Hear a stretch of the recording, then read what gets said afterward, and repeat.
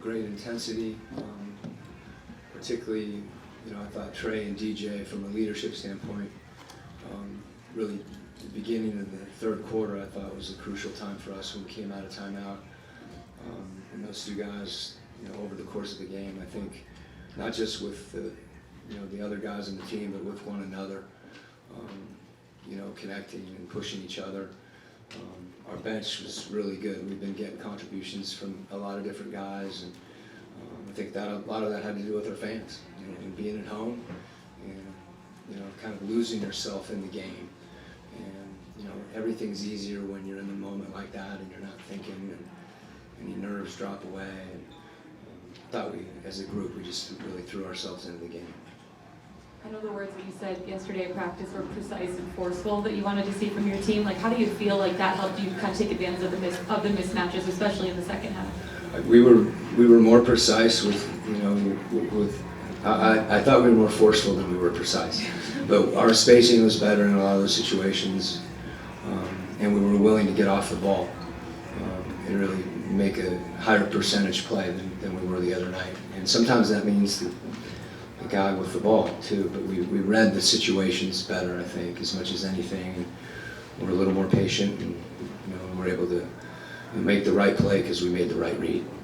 I know Trae and DJ are the focal point right now, but also the bench too. It felt like Jalen kind of settled in, Sadiq kind of settled in, playing in postseason. Like, what did you think about them coming off the bench tonight? Yeah, you said it. I thought Sadiq came in and gave us a lift. He's too good a shooter to not see the ball go in eventually, and he made in the first half hit a few in a row. Had a little string there, and JJ's a unique player.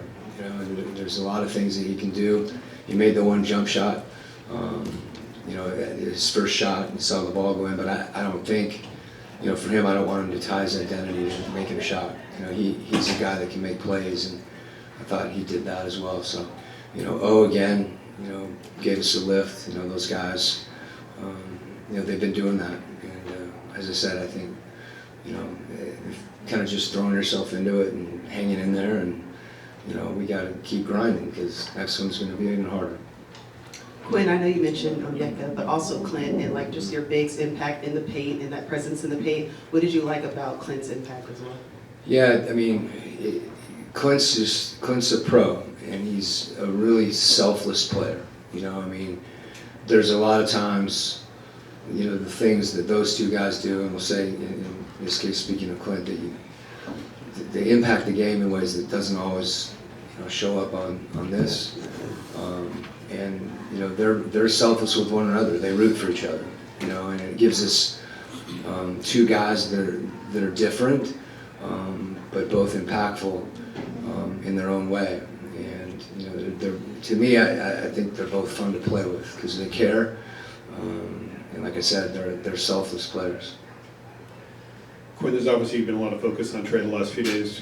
What have your conversations with him been like, and what was your sense for how he would play tonight? Yeah, we've watched some film, got out in the court. He's been good. He's been locked in, and I think the message, as much as anything, for him and for our whole group, is just to stay aggressive, and try to make the right play. And he got a little down. He turned it over one time, and he's kind of shaking his head. And it's like, let's get to the next play. I don't want him thinking about what just happened. Just stay aggressive, and make every mistake can make you better if you process it the right way.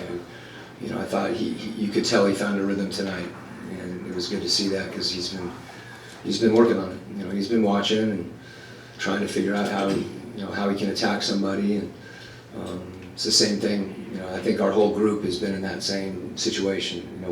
We haven't seen the ball go in, and I'm happy that nobody relented, nobody kind of gave in to that mindset, and we stayed aggressive and kept playing and got rewarded for it. Coach, Boston jumps out 6-0 in the fourth quarter.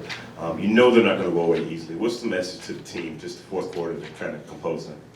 Yeah, I think really throughout the game, for them to, they made a lot of shots, and they can do that, and sometimes that's tough to overcome when you're taking the ball out of the net after another three, And they're putting you in difficult situations because Tatum in particular is just hard to guard one-on-one. So you have to commit multiple defenders to him, and those other guys are, you know, they're prepared. They know when those shots are coming, and he's become an excellent passer. And you can tell he takes a lot of pride, you know, in making a play when he gets double teamed. So they can score in bunches, as you said, they did.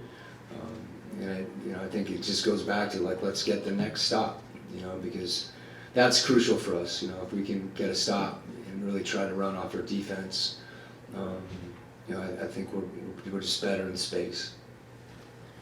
Coach, two-part question. 74 points in that first half. What, if anything, changed in your philosophy from games 1 and 2 moving into this game? And then could you also speak to us about Bogey's performance in that first half? Well, philosophically, I want us to score, make every shot, so that didn't change. I think, you know, there's a law of averages that, you know, sometimes you just want it to kick in quicker than it does, and I thought some of that was our guys just being a little, we were loose without, you know, being, you know, we tried to be aggressive is I guess the word, as opposed to loose, but to not take the weight of the world on your shoulders, whether the ball goes in or not. And we helped each other with that. I think all the guys just really encouraging one another to keep playing and keep attacking. And Bogey's a big part of that. You know, I mean, Bogey's ability to make shots and make plays, you know, picks other guys up when they see him do that. And I think it encourages other guys, his teammates, to be aggressive too and take their shots. Thank you. Coach, I think the big message in those first two games was stringing together a full 48 minutes. I'm curious, I know it's just one game, but what does it say about the steps that this team is taking?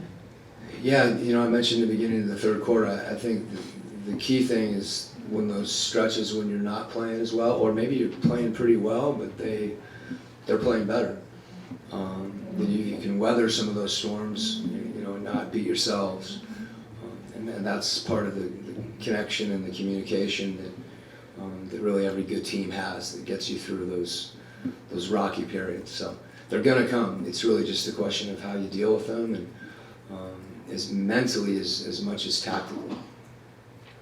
Quinn, you mentioned the leadership that you saw from Trae and DJ there in that third quarter. What was it that you were kind of seeing from them coming out of the huddles that kind of got you guys to weather? They were talking to each other, first of all, kind of figuring out what they were thinking together, playing off each other. You know, and I think you saw it in some of the execution, you know, in the fourth quarter there. You know, at one point I was like, I should just be quiet and let them go ahead. Because they were, usually when that's happening as a coach, if you feel that, you know, and you respect those guys, and they are communicating like that, and if they're on the same page, people will play off them. And I think that's what happened to us, even though there was some, you know, they had some isolation situations where they created for themselves and for other guys, and they got spaced, and I think that was a lot of them just figuring stuff out and talking to one another. And guys, people feed off that. You know, those two, when they're making plays and making plays for each other, you know, I think that's when we're going to be playing our best basketball. Coach, what was the key to getting Trae some running lanes into the middle of the paint, floater range, and stuff like that in the fourth quarter? We've just seen a lot of bodies for the first 2+ games of the series. Well, he did that. You know, there's some things we worked on and talked about as a group. You know, when a team's trying to take something away from you, you can't do it on your own. And he knows that. And I thought he got really connected in pick and roll. And then he did in transition too by attacking, you know, and playing faster and reading those seams. But you know, the key for him and for DJ and, you know, for all of us is, you know, if we space properly, we've got a chance. If we shrink the floor, Boston shrinks the floor enough on their own. You can't help them do it. You know, that gives those guards a chance. You know, we're not as big as they are. You know, and our guys, you know, we have to make reads in the open court and in space to avoid playing in a crowd. And I think a big part of that too is just being willing to shoot. If we turn shots down, the floor gets even small. And you know, it's hard to do that. You know, if you don't see the ball go in, there's part of you, and that doesn't mean you shoot every time. You know, but to continue to stay aggressive is really important. And I think that's been the challenge for our group. When I say challenge, that's been the task, I should say, that we talked about after game 2. Just stay aggressive, and our offense helped our defense tonight because I felt like we had a lot of breakdowns defensively that we're going to have to clean up. But when you score, they don't have to. They keep track of the points, and you get those on offense. So it was good to see the ball going. Thanks, Coach. Okay. Dejounte, Coach Snyder had mentioned that you and Trae, he really liked the leadership that you guys brought, especially in that final quarter. What was it about tonight that was so successful for you two to kind of go off and work off each other? Just being solid, believing the whole group, believing in each other, but mainly just staying solid, trying to take care of the ball and make the right decisions, whether it's for our teammate or ourselves, and obviously on the defensive end, staying together, and I think we did that. DJ, congrats on the win tonight. Of course, this is your first home playoff game as a member of the Atlanta Hawks. Can you talk to me about the atmosphere in tonight's game and how it may have differed from the regular season? I mean, they showed up and they showed out. They was extremely loud. Whether we made shots, missed shots, turned the ball over, they was with us. And I think that's all that matters. And that was a big part of the win tonight. And we're going to need, the same energy or more on Sunday. You mentioned yesterday that you had texted Trae the other day, I think when you guys got back from Boston. Could you just talk about what you think it's been like for him the last couple of days and how he responded tonight? Man, who cares what the media talk about? No disrespect to none of you guys. I respect everybody's job, first and foremost, but don't fall in love with praise, negativity. That's pretty much my message to him. I know how to do it well. Coach Pop taught me how to really, do it, being the young guy coming to the league. But just telling him to continue to come in and work, learn, play your game, be yourself, have fun, and compete at a high level.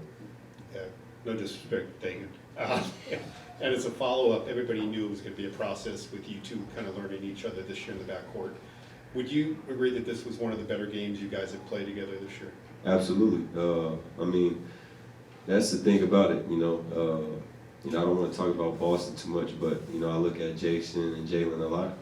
Two guys who was going through it a lot, just not working out, and just to get to where they're at, the level they're at. Obviously last year going to the finals, and then this year, being at the top of the East. So great things don't happen overnight. And great things take time, and I think me and him, both want to learn the game and work at the game at the same time, and great things don't happen overnight, and that's pretty much what I said. So we got to be consistent.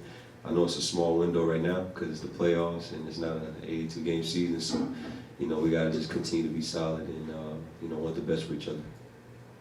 Dejounte, you've been very encouraging with Jalen Johnson and just how he's performed over the season. What have you seen out of him in the postseason, and what advice, if any, have you given him?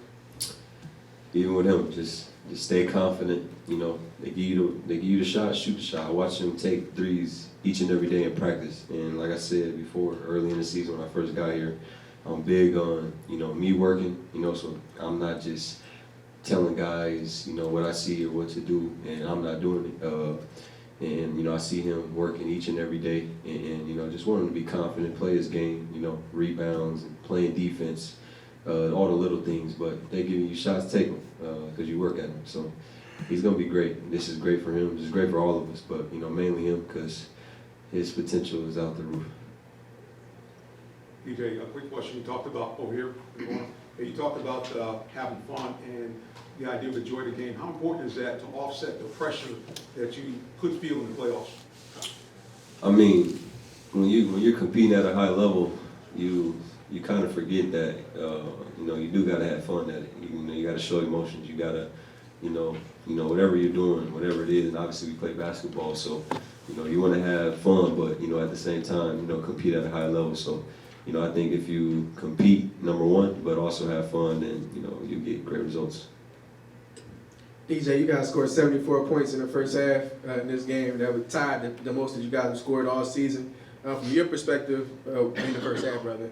From your perspective, what would you say changed from game 1 and game 2 to coming into tonight's game and game 3? confidence, ready to go from the jump. You know, obviously being at home helped really well. Like I said before, when we played them in the regular season, they kind of had a lot of cheers coming out and warm-ups. You know, so tonight they was booed, and it felt like we was in Atlanta. You know, it felt like we had the whole city, the fan base behind us. And, you know, I think that rubbed off on us well. And like I said, we came ready to play from the jump all the way to the finish. And, you know, we got to carry it on Sunday.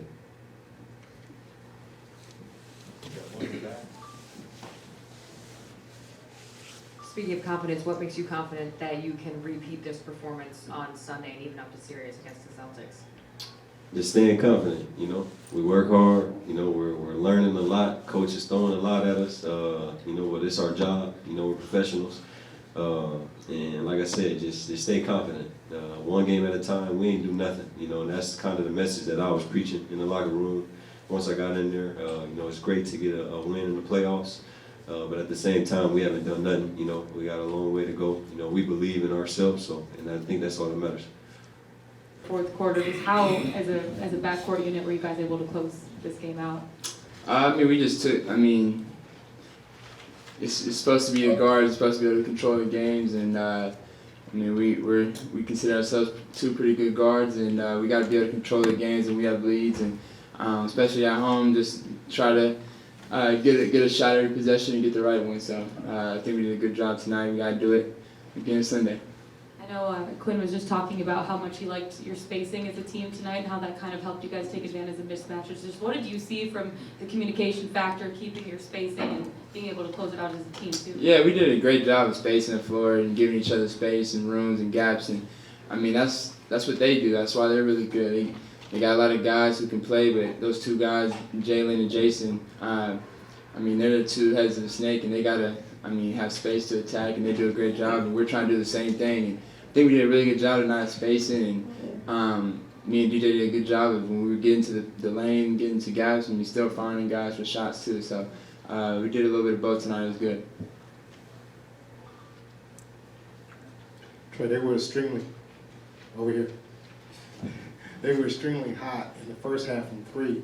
What was the message in the second half to hold them to, I think it was like 30% shooting for three? Some of the shots they were getting in the first half were kind of similar to the ones they got in the second half. They just missed them. So I think we did a really good job from start to finish on contesting and making it tougher on their shots, all night. And, they hit some shots early in the first half that kept them in the game. But as the game goes on, if you continue to contest and play hard on that end, it usually turns out in your favor.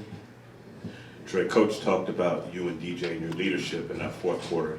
You know Boston's going to make a run. What are those conversations like in the fourth quarter to kind of close them out? We all just telling each other to relax, and we all know teams are going to make runs, and we're going to make runs. So we just kind of tell each other to relax and just get a stop and get a bucket or vice versa. So it's really just trying to cool our team down and make sure we get a good shot or a stop. Trae, they say it's not a series until the road team actually gets a win, and you guys, of course, defend the home court this evening. Could you talk to me about State Farm Arena's atmosphere this evening and how the fans were rocking and kind of giving you guys extra motivation? Yeah, it was great tonight. The fans showed up and showed out tonight for sure. So, we're going to need them back Sunday because, like you said, the series don't start until somebody wins on the other person's floor. So, we got to go back and take care of home on Sunday, and that's our main focus. But our fans showed out, and they really helped us tonight.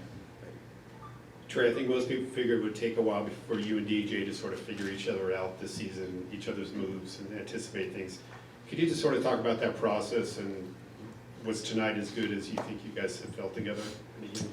I don't know. That's a tough question. You don't want to live in the moment too much. We won a game in the playoffs. It's big, but we've had some really good games together. So I don't consider this our best game together. I think this is definitely one of them, but it came at the right time that we needed it. So. Trae, I know they mentioned that the team was just playing so good with just the energy being so high. Can you just talk about just how you felt about just playing at home and just loving that crowd energy? The crowd gave us a boost and an energy boost for sure that we needed. When you go on the road, you try to quiet the crowd and keep them as calm as possible, and we didn't do a good job in those first two games of doing that, but they didn't do a good job of doing that tonight. Against us. So I think we've got to keep that same mentality and be ready to play Sunday, and just be ready. We got to turn up another notch because they're going to come back with different adjustments and different style. Possibly. So we got to be ready to take it up another notch. Trae, after what happened last year in the Miami series and the first two games of this series, a lot of folks talking about how you had struggled in the playoffs and trying to get that going. You kind of have a bit of a chip on your shoulder tonight. Is there some relief to have a game like this after the past few playoff games? No, I know I can play like this. It's like I said last game, I wasn't worried. I knew I can play the way I need to. It's all about reading and making the right adjustments. Last year was last year. And different situations. We didn't have our big man last year to start the series. So, this is a different year, different series, different team. So, a lot of people talk about last year and all this stuff, but we're in a different year now. So, we got to focus on our team and our path. Trae, not about the game, but pregame, I noticed you and your brother had a little thing going on with you shooting from the bench and then kind of smiling and doing push-ups. What was that about, and when did that start? No, we, whenever I compete, I don't compete for free. So whether it's money or it's push-ups, we always got something on it. He didn't think I could hit that sitting down shot, and I missed the first one, so I did my push-ups, and then we did it again, and I made him do some. So that's what it was. Hey, Trae, over here, how important was it for you guys tonight to not actually let them get the lead as you held on in the third and fourth quarter? It was important. We talked about it at halftime. We just wanted to take it up. Obviously they came out hitting, but we knew they were going to make a run, and it was up to us to stop it and go on our run. So, the NBA is full of runs, and we just got to figure out how to stop them from making as many as possible and get on as many as possible as we can. Trae, 2 blocks for you tonight. I know you talked about using your speed on the defensive end. Just how did you channel that tonight? I just sometimes it's good timing, lucky timing on certain things, and just playing hard is the main thing. Defense is more about effort than anything, and skill and talent. Marcus is really skilled on the defensive end, but he really just plays hard and gives a lot of effort, and I think that it shows. So I think that's what defense is all about, and I've been trying to do my best on giving as much energy and effort on that as possible. 2 more. Trae, with the loss of your grandpa earlier this week, how much did it mean to you to have the big night tonight? It meant a lot for me, but to be honest, my grandpa lived a long, blessed life, and I'm very fortunate to, have spent 24 years of my life with him. So he's watching over me, protecting my family and everybody around me now. So it meant a lot to me to win, but I was really focused on my team, and I'm just happy and blessed that I got to know him. So. Last one. Yeah, Trae. Well, how important was Saddiq Bey for you guys tonight? And really, what have you thought of him since he's been here, what he's provided? Saddiq's really good for us. He provides, he's smart, he can really shoot the ball. He plays with, toughness about him that we all need on our team, and he's really good for us. And he's just a smart player, a team first player, and that's gonna pay off in the end for sure for him. Thank you. Yeah.